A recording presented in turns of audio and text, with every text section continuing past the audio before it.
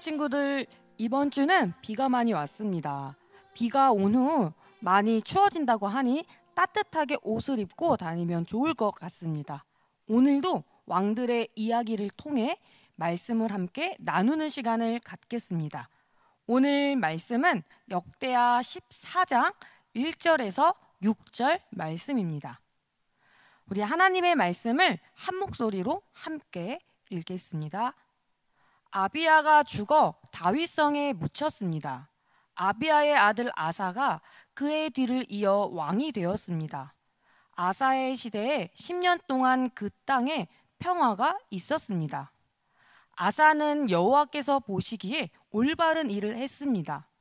아사는 우상을 섬기는 데에 썼던 이방 제단과 산당들을 없애버렸습니다. 그리고 헛된 신들을 기념하는 돌 기둥들을 부셔버리고 아세라 우상들을 찍어버렸습니다. 아사는 유다 백성에게 명령하여 그들의 조상이 섬기던 하나님께 복종하게 했습니다. 아사는 그들에게 여호와의 가르침과 계명을 지키라고 명령했습니다. 아사는 유다의 모든 마을에서 산당과 향제단을 없애버렸습니다. 그리하여 아사가 왕으로 있는 동안에는 평화가 있었습니다. 아사는 나라가 평화로운 때에 유다의 요새들을 건설했습니다. 여호와께서 아사에게 평화를 주셨기 때문에 아사는 전쟁을 하지 않아도 되었습니다. 아멘. 오늘 말씀의 제목은 우상 부수기입니다. 친구들, 전도사님이 정말 싫어하는 게 하나 있습니다. 바로 벌레인데요. 2020년은 여름 전국 곳곳에서 벌레와의 전쟁이 벌어졌다고 합니다. 그 이유는 이상 공원 현상, 기후변화 때문인데요.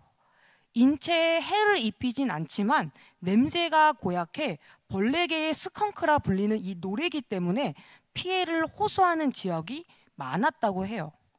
경기도 용인시 수지구 대지산 공원 일대는 바닥에 기어다니는 노래기를 피해서 걸어다니기 어려울 지경이고, 그 주변 학교에 다니는 학생들은 노래기를 밟기 싫어서 바닥만 보고 걸어 다닌다고 할 정도라고 합니다.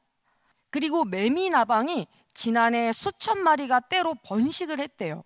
이 매미나방의 털이 피부에 닿으면 알레르기성 질환을 유발할 수도 있습니다. 또한 산책을 하러 공원에 가면 대나무처럼 생긴 대벌레들이 엄청나게 많이 나와서 사람들 머리에도 떨어지고 사람들을 괴롭게 하고 있대요. 이 벌레들 당연히 퇴치를 해야겠죠. 벌레들을 퇴치하는 방법이 있습니다. 이것은 무엇일까요? 나무를 둘러싸고 있는 볏짚. 이제 겨울이 우리 눈앞에 거의 다 왔는데, 겨울이 되면 길가에 있는 나무에 볏짚옷을 둘러싸고 있는 모습을 우리는 자주 볼 수 있습니다. 나무에 볏짚을 둘러싼 이유가 무엇일까요? 나무가 긴 겨울에 춥지 말라고? 사람도 겨울에 추워서 옷을 입는데 나무도 옷을 입어야 해서 입혔을까요? 네, 맞습니다. 나무가 추워서 볏짚옷을 입힌 것도 있지만 벌레들을 유인하기 위해 입힌 것이기도 합니다. 겨울철 나무의 줄기를 파고 들어가는 이 벌레들이 나무로 들어가지 않고 볏짚에 모이게 하기 위해서예요. 추운 겨울 추위를 피해 나무보다 포근하고 집을 만들기 수월한 볏짚에 벌레들이 집을 짓고 알을 낳습니다. 그리고 봄이 되었을 때 이 볏짚 옷만 빼어서 불에 태웁니다. 그러면 벌레들을 한 번에 싹쓸이 할 수 있게 됩니다. 오늘 이 벌레를 없애는 방법을 살펴보았습니다. 그런데 오늘 성경 말씀에 이 벌레는 아니지만 벌레보다 더 쓸모없는 존재를 없애고 부수는 내용이 나옵니다. 오늘 성경 이야기 속으로 들어가 보겠습니다. 지난주까지 성경 이야기의 주인공이었던 하나님께 지혜를 구한 솔로몬이 이제 나이가 들어서 죽었습니다.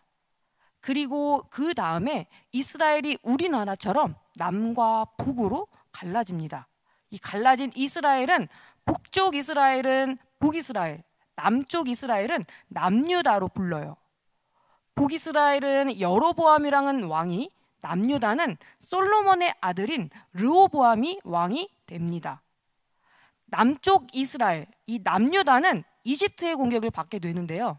남유다의 왕이었던 르호보암이 죽고 그의 아들 아비야가 왕이 되게 됩니다. 이제 슬슬 헷갈리기 시작하죠. 그리고 시간이 흘러서 이번에는 북이스라엘이 남유다를 공격하게 되는데요.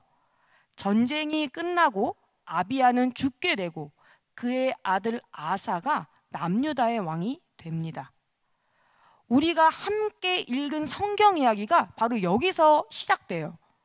아사 왕이 남유다의 왕이 되고 나서 한 일이 있습니다. 그것은 바로 우상 숭배를 하는 산당들을 없애버리고 우상 신상들을 도끼로 찍어서 쪼개버렸어요. 그리고 사람들을 시켜서 하나님의 말씀을 찾게 만들고 백성들이 하나님의 말씀을 읽고 말씀대로 살아가도록 했습니다. 그러자 10년 동안 아사 왕이 통치하던 이 남유다는 전쟁이 없이 평안하게 지내게 되었습니다. 아사 왕이 잘한 일은 우상을 섬기는 산당을 다 엎어버리고 우상 신상들을 다 없애버린 거였습니다. 이 산당들은 자신의 아버지, 할아버지 때부터 있었던 산당과 우상들이었습니다. 이전까지는 이스라엘 백성들이 여전히 하나님이 아닌 우상에게 절하고 우상 숭배를 했어요. 그런데 아사 왕은 마치 우리가 처음 벌레들이 모여있는 이 볏짚옷을 불태워버린 것처럼 하나님이 싫어하는 우상 신상들을 모조리 다 쪼개서 버렸습니다. 아사 왕이 우상 신상들을 다 없애고 버리자 하나님께서는 너무나 좋아하셨고 이스라엘의 전쟁이 사라지게 되었습니다. 하나님 앞에서 없애버려야 할 것들, 우상들을 확실하게 없애야 합니다. 우상들이 우리가 하나님을 제대로 믿지 못하게 하고 하나님의 말씀대로 살아가지 못하도록 방해를 하기 때문이에요. 맨 처음에 보았던 이 볏짚옷이 제대로 태우지 않으면, 제대로 버리지 않으면 그 다음에 벌레들이 다시 돌아다니면서 나무와 사람들을 계속 괴롭힐 거예요. 벌레를 퇴치하는 업체인 이 세스코도 벌레를 퇴치할 때 우리 눈에 보이지 않는 곳에 숨어있는 벌레까지 죽이기 위해서 아주 꼼꼼하게 약을 쓴다고 합니다. 깊숙한 곳에 숨어있는 벌레까지 죽이지 않으면 시간이 지나서 다시 그 벌레들이 생기기 때문이에요. 우상을 부수는 것도 마찬가지입니다.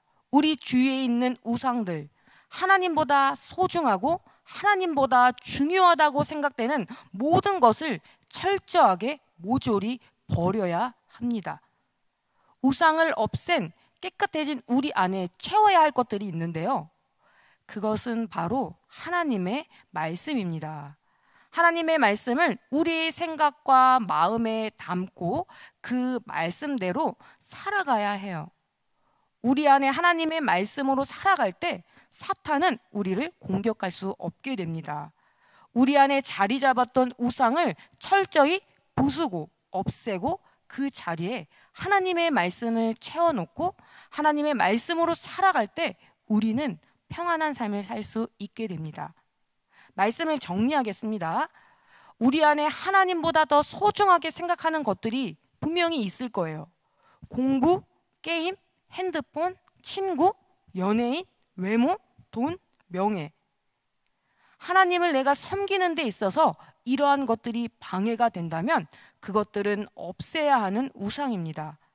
우상을 없애고 버리지 않으면 그 우상들이 우리가 하나님으로부터 멀어지게 만들고 우리를 병들게 만들어요.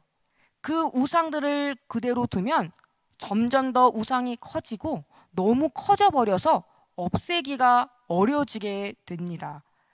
우리 모든 친구들이 내 안에 있는 우상들을 깨끗이 없애고 그 안에 하나님의 말씀으로 채워서 하나님의 사람으로 온전하게 살아가기를 소망합니다. 우리 두 손을 모아 함께 기도하겠습니다. 사랑의 하나님, 저희들을 하나님의 백성 삼아 주셔서 감사합니다. 우리 마음에는 하나님으로부터 멀어지게 하는 우상들이 있습니다. 이러한 우상들이 있다는 것을 빨리 깨닫고 그 우상들을 철저하게 없애버리게 해주세요. 마음속 우상을 철저히 버리고 그 속에 하나님의 말씀으로 채워주세요. 하나님의 사람으로서 그 말씀을 지키며 온전하게 살아가게 해주세요.